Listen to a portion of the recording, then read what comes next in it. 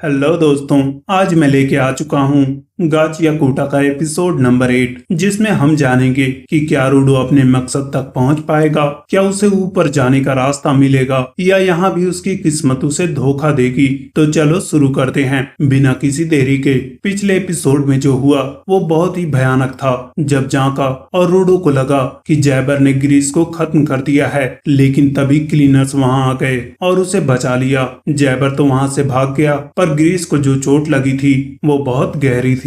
रूडो headquarters के बाहर बैठा था। उसका मन फ्रस्ट्रेशन और गुस्से से भरा हुआ था। उस पर एक बार फिर से हेल्पलेसनेस हावी हो रही थी, जो उसे उस दिन महसूस हुई थी जब वो रेक्टो को नहीं बचा पाया था। उसे लगा, क्या मैं जिंदगी भर ऐसा ही रहूंगा? क्या मैं कभी इतना स्ट्रांग नहीं बन पाऊंगा कि जिसे मैं बचाना चाहता हूँ उसे बचा सकूं? उसी वक्त एंजन उसके पास आता है और उसके कंधे पर हाथ रखता है।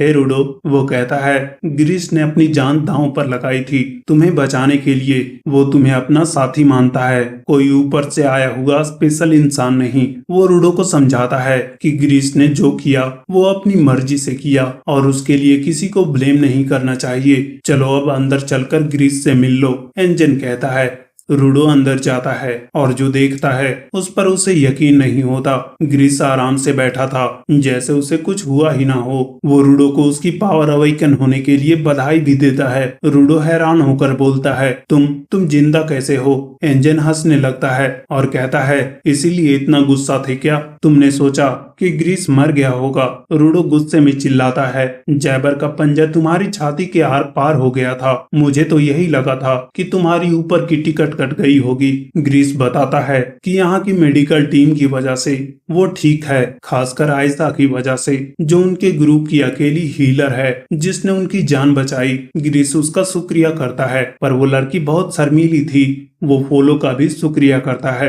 जो हर पल उसके साथ था। फिर वो रूडो से कहता है, तुमने और जाका ने बहुत अच्छा काम किया। तुम्हारा दुश्मन बहुत स्ट्रांग था, और हाँ, उस तावीज के बारे में ज्यादा मत सोचना। मुझे खुशी है कि वो तुम्हारे काम आया और मेरे लिए इतना ही काफी है। रूडो की आंखों में एक अजीब सी चमक आती है। उसे खुशी होती है कि ग्रीस जिंदा है। एंजन अब सबको बताता है कि रेडर्स ने उन पर हमला शुरू कर दिया है। अब हमें ट्रैश मॉन्स्टर्स के साथ साथ रेडर्स से भी लड़ना पड़ेगा। तभी एक और क्लीनर वहां आता है और बताता है कि एक रेडर बॉर्डर के बारे में बात कर रहा था। मतलब वो लोग स्फीयर के बारे में जानकारी इकट्ठा कर रहे हैं। रूडो पूछता है, ये कौन है? एंजन मुस्कुराता है और कहता है, यही तो हमारे बॉस हैं। रूडो एक बार फिर से हैरान हो जाता है, ये आदमी क्लीनर्स का बॉस है? बॉस अपना नाम कॉर्वस बताता है। कॉर्वस जानता था कि रूडो यहाँ सिर्फ ऊपर जाने की इंफॉर्मेशन लेने आया था और वो ऐसे लोगों को क्लीनर्स में नहीं लेते,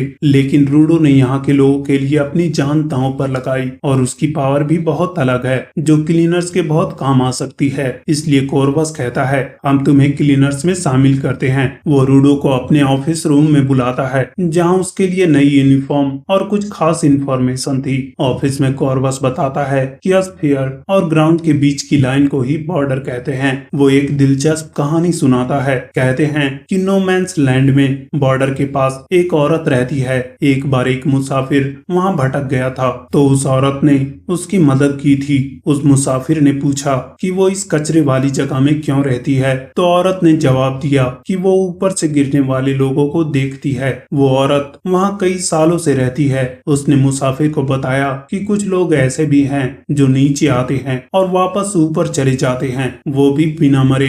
रूडो के दिमाग में एक आइडिया आता है, अगर वो उन लोगों को ढूंढ ले तो वो उसे बता सकते हैं कि ऊपर कैसे जाते हैं, और ये भी कि तुम ऊपर से नीचे आने पर जिंदा कैसे बचे। कॉर्वस कहता है, लेकिन ये सफर बहुत खतरनाक होगा। तुम सच में जाना चाहते हो या यहीं रुकना चाहते हो? रूडो की आंखों में ऊपर जाने का वो जुनून साफ दिखता है। मैं जरूर जाऊंगा, वो कहता है। तभी इंजन कमरे में आता है और कहता है, ये क्लीनर वाली यूनिफॉर्म तुम पर बहुत सूट कर रही है। और तभी हम एक सीन देखते हैं जहाँ काका वो किसी चीज को देखकर बुरी तरह से डरा हुआ था। क्या था वो, क्या हुआ था उसके साथ, यह जानने के लिए हमें 6 घंटे पीछे जाना होगा। कहानी 6 घंटे पीछे जाती है। ओलो रूडो को समझा रहा था कि उस औरत को ढूंढने मत जाओ, ये वापस ऊपर जाने का इकलौता रास्ता है। रूडो कहता है। एंजन बोलता है, तुम इतनी खतरनाक जगह अकेले नहीं जा सकते, वो जगह नो मैंस लैंड के बीचों बीच है, तुम्हें मरने का शौक है क्या?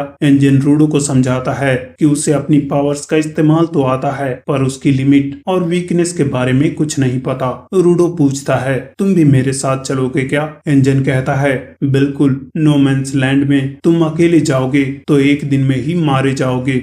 वो बताता है कि क्लीनर सिर्फ ट्रैश बीस्ट को मारते नहीं हैं बल्कि उन पर रिसर्च भी करते हैं जिससे उन्हें वहाँ फायदा होगा। रूडो अब पूछता है, रेडर्स जैसे लोग गिवर कैसे बन गए? एंजन समझाता है कि हर इंसान अच्छा या बुरा नहीं होता, कुछ लोग दिल से अच्छे होते हैं पर चीजों को ध्यान नहीं रखते, वहीं कुछ लोग बुरे होते हैं पर चीजों को संभाल कर रखते हैं। कोई इंसान कैसा है इससे कोई फर्क नहीं पड़ता, इसका गिवर बनने से कोई लेना देना नहीं है। कुछ लोग गिवर्स को कोडिपेंडेंट कहते हैं क्योंकि किसी एक चीज से इतना लगाव रखना बाहर के लोगों को अजीब लगेगा।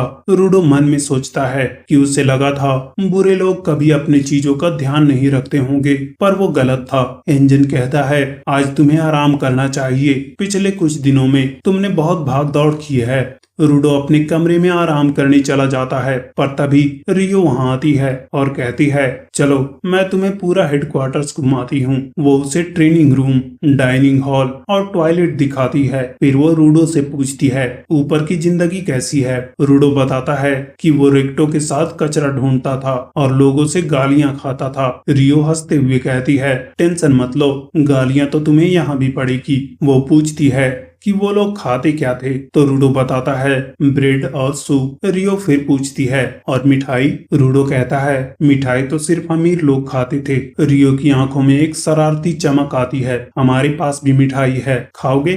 वो उसे कैफे एरिया ले जाती है जहाँ फूड वेंडर्स होते हैं जिनके पास ऐसे गिवर्स हैं जिनकी पावर ही खाना बनाना है। रियो बताती है कि रूडो ने कभी मिठाई नहीं खाई। एंजन कहता है, ऊपर का तो पता नहीं लेकिन यहाँ मिठाई बहुत फेमस है, कहीं तुम्हें इसकी लत न लग जाए। रूडो मिठाई देखकर चौंक जाता है, उसने इतनी मिठाई एक साथ कभी नहीं देखी थी। एंजन बताता है कि यहाँ पॉपुलेशन बहुत ज्यादा है इसलिए फसल उगाना मुश्किल है पर गिवर्स की वजह से उनके पास मिठाई की कमी नहीं है। रूडो एक मिठाई उठाकर खाता है, उसका स्वाद ऐसा था कि उसने कभी कुछ इतना अच्छा नहीं खाया था। वो बाकी मिठाइयों पर भी टूट पड़ता है। इंजन उसे रोकता है, थोड़ा आराम से वरना मोटे हो जाओगे। तभी सा नाम का एक क्लीनर वहाँ आता है और रूडो को घूरने लगता है। रूडो को लगता है कि उसे मिठाई चाहिए तो वो ना चाहते हुए भी एक लॉलीपॉप उसकी तरफ कर देता है। सा लॉलीपॉप खाते हुए मिठाई मांगता है जो रूडो को बिल्कुल पसंद नहीं आता।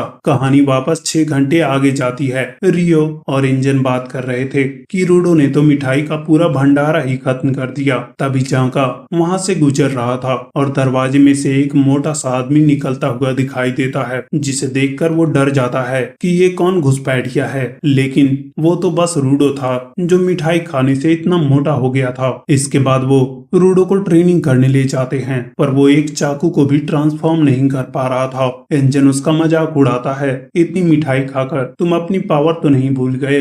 रियो कहती है, कम से कम अब ये चल फिर तो पा रहा है। रूडो को समझ नहीं आता कि उसकी पावर काम क्यों नहीं कर रही। जांका अब समझ जाता है रूडो को ऐसी चीजें सुधारने का शौक था जो टूटी हुई होती थी, जिन्हें लोग फेंक दिया करते थे।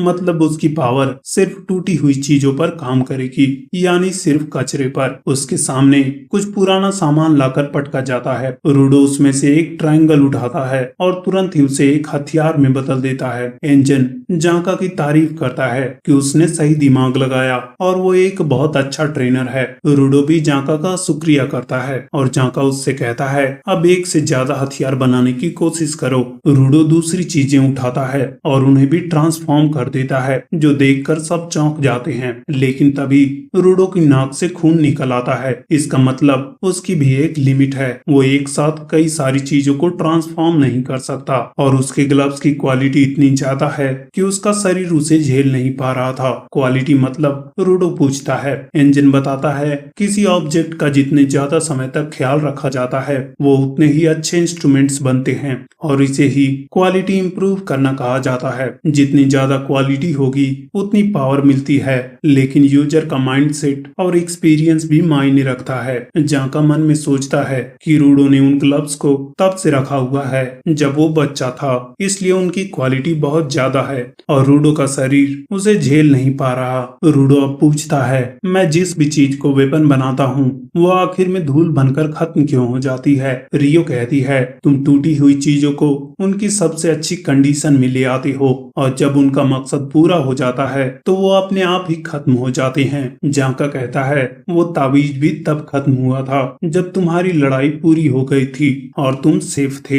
एंजन कहता है, शायद यही रूडो की पावर है। वो कचरे को भी लायक समझता है और उनका मकसद पूरा होने पर वो अपने आप खत्म हो जाते हैं। उसने गिरीश का ताबीज तोड़ा नहीं था, बल्कि उसका सबसे अच्छी तरह से इस्तेमाल करके उसे रिटायर कर दिया था। रियो अब पूछती है, जैबर ने कहा था कि तुम्हारे ग्लव्स किसी सीरीज का हिस्सा हैं, तो हो सकता है कि किसी और के पास भी रूडो जैसे ग्लव्स हों। रियो फिर पूछती है कि इन इंस्ट्रूमेंट्स का नाम क्या है। रियो की सीजर्स का नाम रीपर है, एंजन के अम्ब्रेला का नाम अम्ब्रेकर और जाका की छड़ी का नाम ऐसे स्टाफ है। रूडो कहता है कि उसने तो कभी इस बारे में सोचा ही नहीं। एंजन कहता है, तो अब सोच लो। दूसरी तरफ हम रीडर्स को देखते हैं जो अपने बॉस को कुछ बता रहे थे। The cleaner city of art, desert altar, vital instrument, the watchman series और रूडो। और दोस्तों, ये एपिसोड यहीं पर खत्म हो जाता है। क्या है ये वॉचमैन सीरीज? क्या जाका का डर उस मोटे आदमी से जुड़ा था?